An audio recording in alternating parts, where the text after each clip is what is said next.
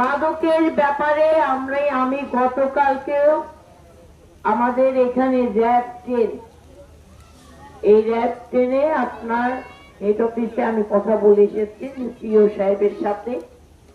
আমি থানার ওসি সাহেব এবং এসপি সাহেবের সাথে কথা বলছি, ক্রমান্বয়ে কথা চলছে। আমাদের ডিবি প্রধানের সাথেও আমার কথা হয়েছে। আমি আপনাদেরকে অনুরোধ করবো আইন শৃঙ্খলা বাহিনীদেরকে আমাদেরকে সহযোগিতা করতে হবে, তথ্য দিয়ে সহযোগিতা করতে হবে। আপনারা যদি বলেন আমি আসার পর যে এটা নির্মূল করার জন্য, এটা নির্মূল তখনই হবে যখন আপনি যথাযথ তথ্য দেবেন এবং তথ্যের ভিত্তিতে আইন শৃঙ্খলা বাহিনী সেই পদক্ষেপ গ্রহণ করবে।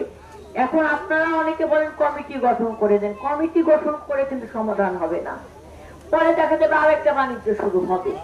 সেটা থেকে আপনারা গোপনে আমার কাছে হোয়াটসঅ্যাপে আমার এই তথ্য দেন, সেই সঠিক তথ্যটা দেবেন।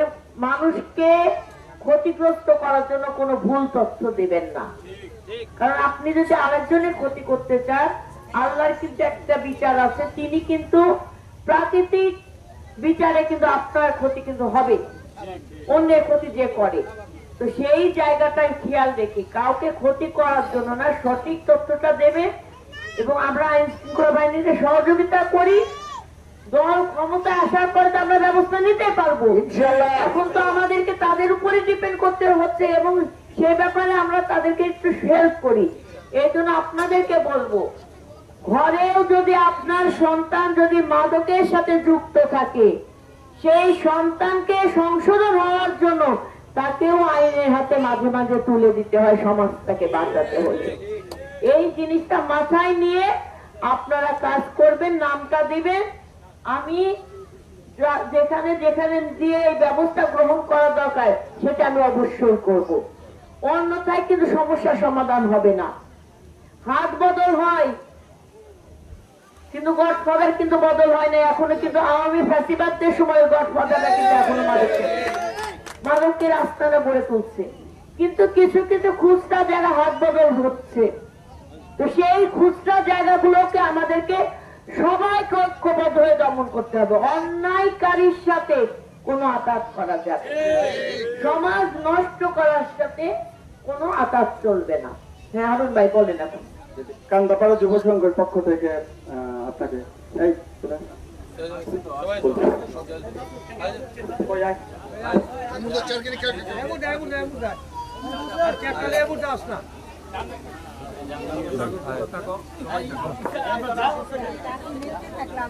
আচ্ছা, আমি এখন একটু 1 মিনিট রাখবো। কিসের পক্ষ থেকে?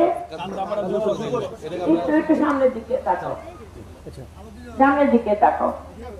আপনারা এটা দেখছেন আপনাদেরই গ্রামে কান্দাপাড়া যুব সংঘ, যারা আমাকে ফুল দিতে চাচ্ছে। আমি আগে ফুল নেব না। এরা কি আপনার সমাজের জন্য কল্যাণ কাজ করে, নাকি এই ফুল দিয়ে আবার আপনাদের উপর শোষণ করতে পারে, সেটা আপনাদেরকে নিশ্চিত করে বলতে হবে। আপনারা বলেন এরা কি? না না, আপনাদের ভয় পেলে হবে না। এরা কি ভালো কাজ করছে? ভালো কাজ করছে। আমার মুরব্বীরা কি করে বলে আমি শুনতে চাই। এরা কি ভালো কাজ করে? ভালো কাজ করতেছে কি? এরা কি ভালো কাজের সাথে যুক্ত আছে? ওরা ভালো কাজের সাথে যুক্ত আছে। চাচা দেখেন, ওই যে একটা ফুল দিয়ে কিন্তু বৈধতা নেওয়া হয় অবৈধ কাজ করার জন্য। তো যেহেতু আপনাদের সবাই সম্মতি আছে ওদের ব্যাপারে, সম্মতি আছে, আমি আপনাদের সম্মতি নিয়ে আমি এই ফুলটা গ্রহণ করলাম। এই কথাগুলো তোমাদেরকে অসম্মানিত করার জন্য না, আগামী দিনে সমাজে আমাদের সচেতনতা বৃদ্ধি করার জন্য।